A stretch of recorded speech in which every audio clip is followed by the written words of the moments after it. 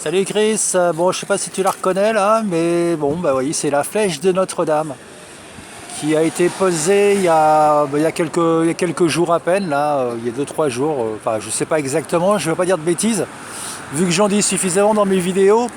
Donc voilà, bah écoute moi ça me fait penser à ouais, si je vise pas aussi, ça me fait penser à un arbre de Noël, un petit peu tout éclairé comme ça. Bon il y en aurait beaucoup à dire sur Notre-Dame, hein. J'étais là quand ça a brûlé.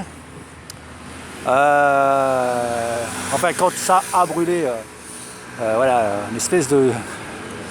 Je mets des gros guillemets dans tout ça. Voilà, donc, bah voilà, Notre-Dame. Notre-Dame, et puis bah là, tu vois, là, on est à Saint-Michel. Saint-Michel. Et là, on est dans la rue Saint-Jacques. Voilà, avec la. Avec cette rectitude bien caractéristique là qui nous amène jusqu'à l'île de la Cité en fait. Voilà. Bon, il n'y a pas trop de décoration de Noël.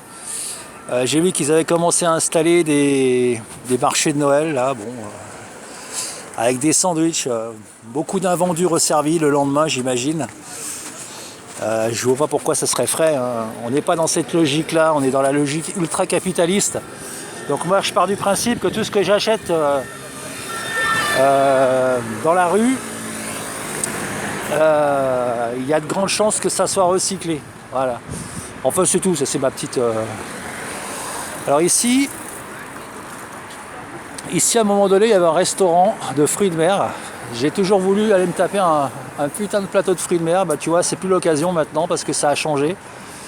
Et bah voilà, c'est plus le. Je sais pas ce qu'ils font, là ils doivent être. Je dirais que ça a l'air d'être italien comme truc, je sais pas trop. Bah voilà quoi, ils vendent de la pizza comme d'habitude. Voilà, pizza, les pâtes.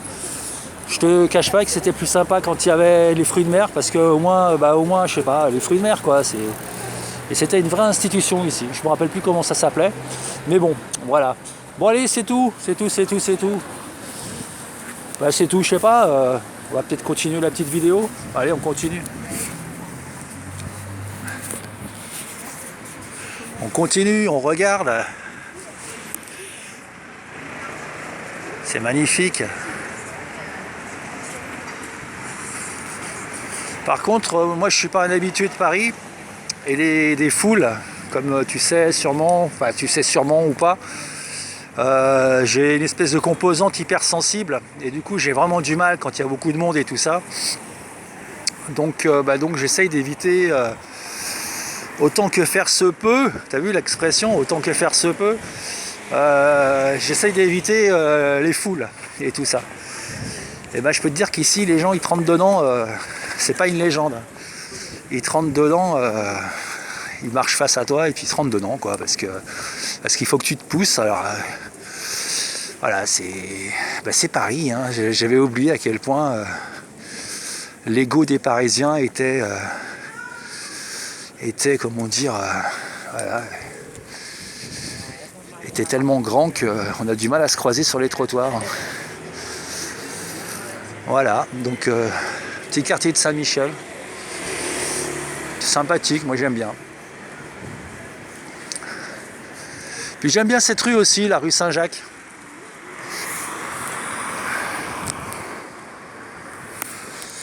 Parce que bon, voilà, parce que j'aime bien.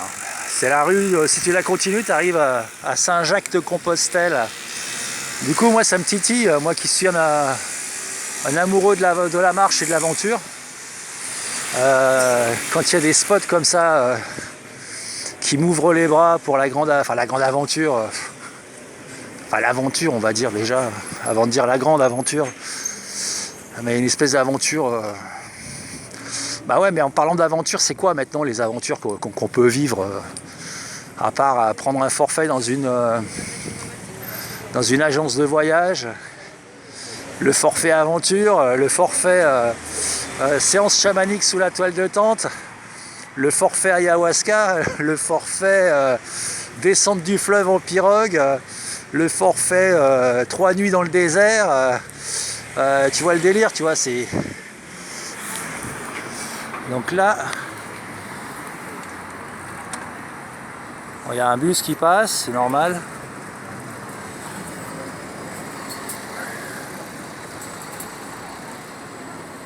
Voilà. Elle a bien cramé quand même, hein. Enfin, on l'a bien fait cramer, on l'a bien aidé, je pense. Comment tu veux que ça crame, ça? Comment tu veux que ça traverse les siècles et que ça crame d'un coup, comme ça, du jour au lendemain, quoi? Ah là là. Ça sent l'arnaque, tout ça, non? Ça sent l'arnaque.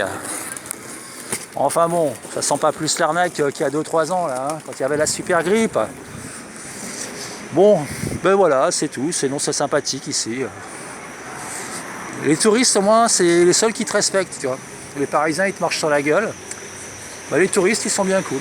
Moi, j'aime bien, ça parle toutes les langues. J'ai mon petit endroit où j'allais souvent.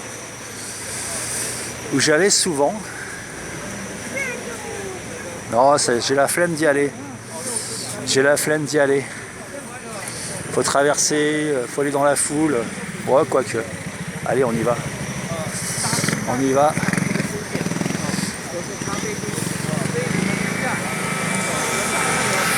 Donc mon endroit favori, c'est ici.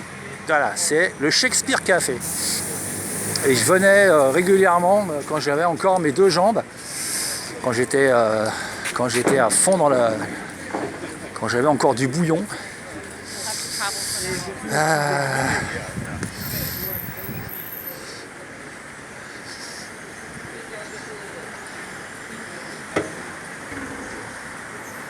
Je passe par là parce qu'il y a un gars que je connais et avec qui j'avais l'habitude de boire des cafés. On se payait chacun un café une fois de temps en temps. Ça fait une super éternité que je ne l'ai pas vu. Et je te cache pas que ça me gêne de le revoir parce que ça fait longtemps et puis j'ai pas forcément le temps de parler, ni l'envie aussi. Donc je veux pas passer devant lui en mode je te connais pas, parce que voilà, c'est un gars qui vend des tableaux. Il est très sympa. Je sais plus comment il s'appelle, mais il est très sympa. Voilà, ça c'est le Shakespeare Café. C'est un lieu que j'adore. Rue de la Bûcherie. Ah tiens, un petit lapin.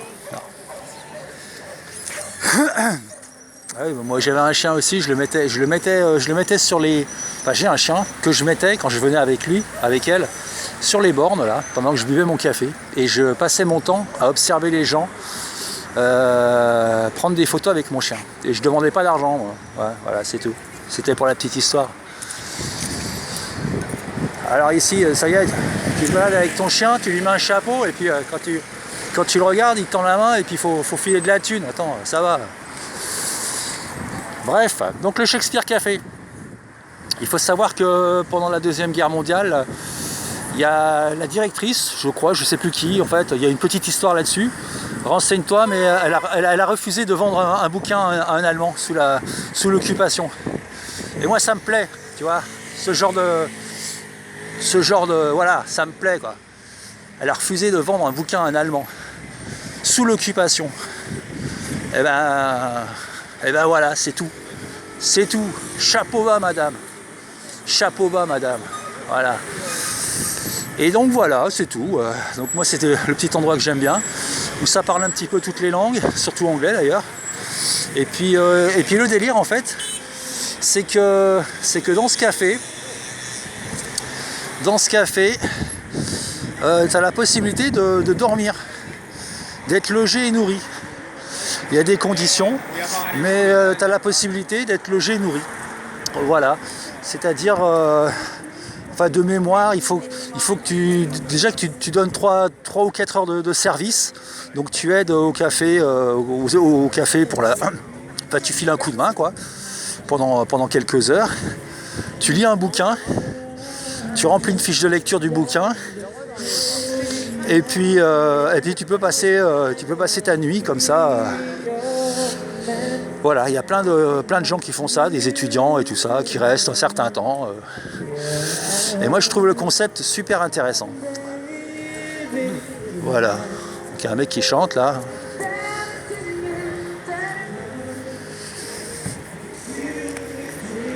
Ah, vite, vite, vite, vite, vite, faut passer, faut passer, faut passer, faut passer. Ah.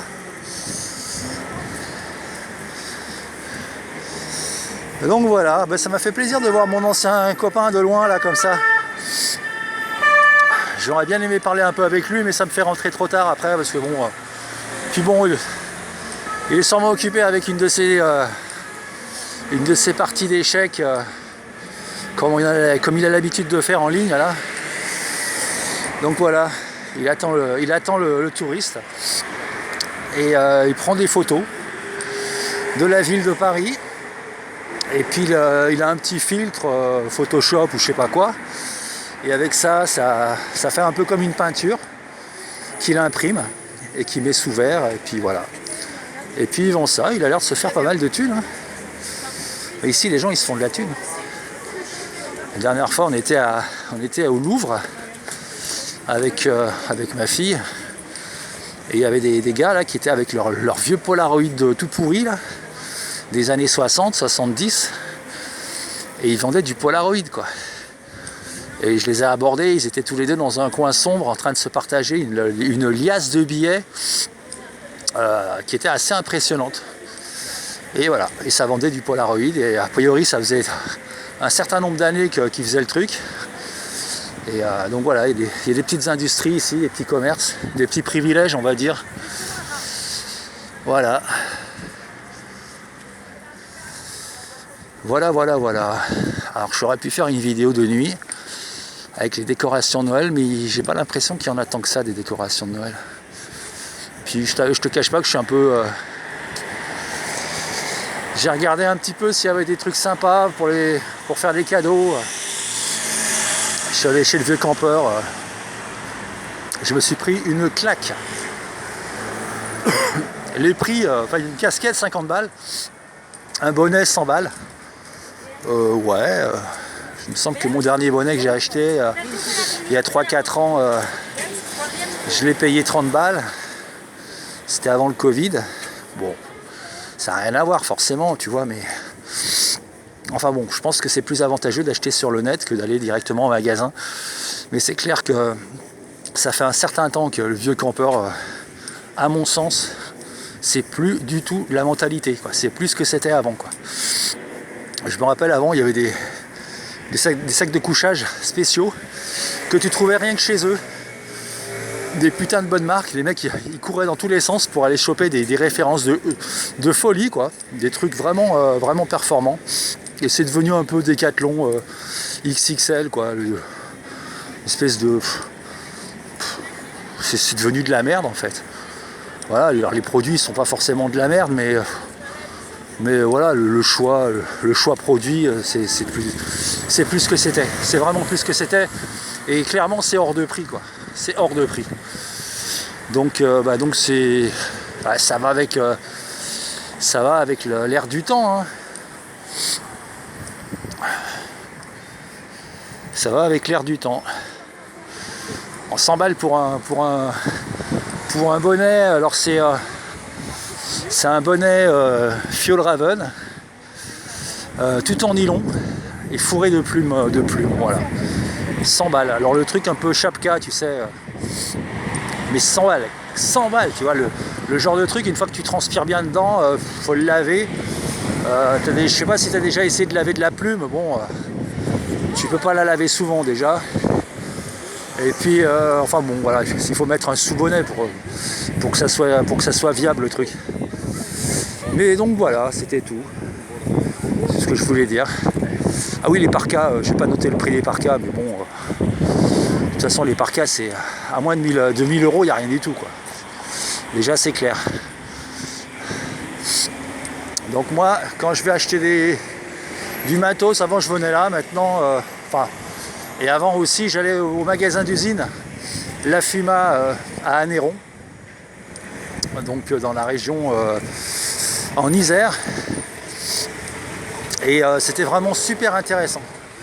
Vraiment super intéressant au niveau de...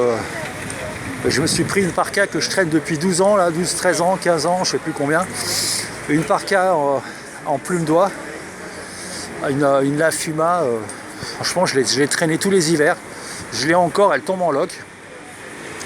Je l'ai payé 100 balles, je l'avais payé 100 euros. Et franchement, c'était pas de la merde. Et je la regrette, je l'ai sur le dos, mais franchement, avec, j'ai l'air d'un clodo, quoi. C'est abusé, mais bon. Voilà, c'est tout. C'est tout, c'est tout.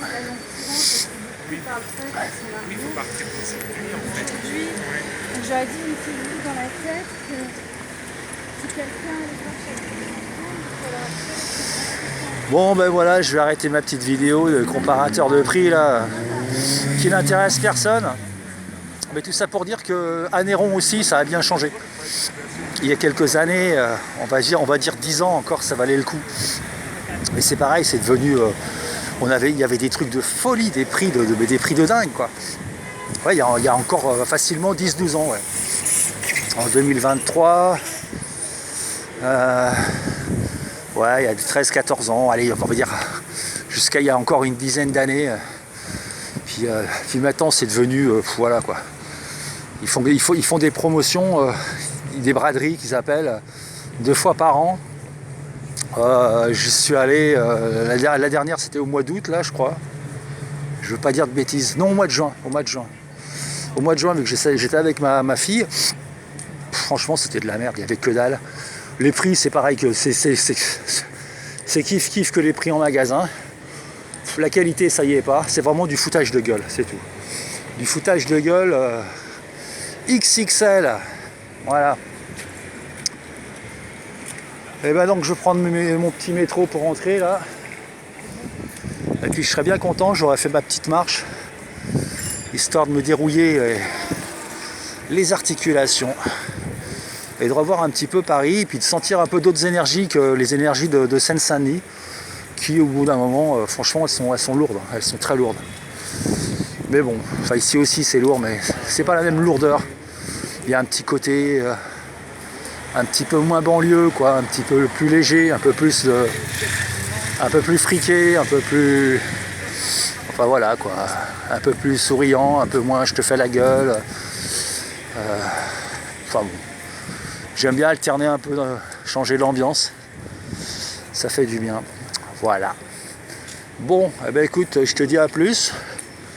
Je te fais des bisous et puis bah merci de t'abonner et puis voilà, c'est sympathique. C'est sympathique. Et puis mets des pouces. Et puis voilà, puis prends soin de toi, et puis je te fais des bisous. Allez, ciao.